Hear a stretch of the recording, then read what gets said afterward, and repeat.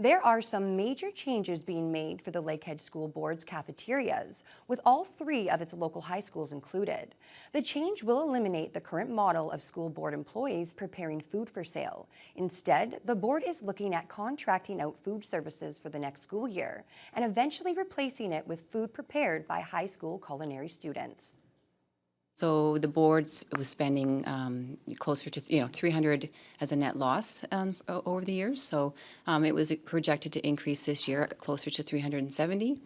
And it really came down to food costs and salary and benefit costs have now made it unsustainable for the boards to continue that model.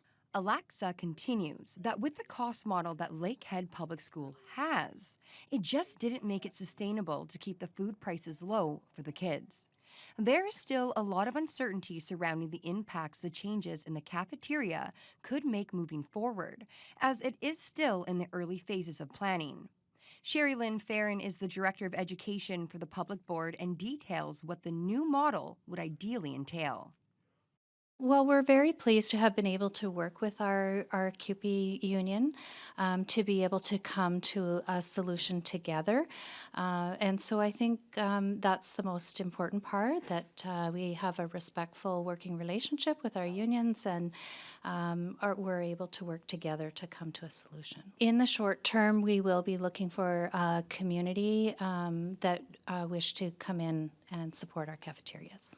Under the current model, there are 3 full-time cafeteria managers and 4 part-time members, which are all part of CUPE. CUPE has been part of the process to date and will be included in more of the finalized planning. Rodney McGee is the president for CUPE 2486 and states that current employees have collective agreement rights and explains what this would mean for staff. Different position, but with bumping and seniority, right? Like there will be. We tried to mitigate working with the board on keeping as many jobs as possible. But there usually, when you go into the bumping procedure, there is fallout at the bottom, and we're not sure what those numbers are yet because it has to go through that process.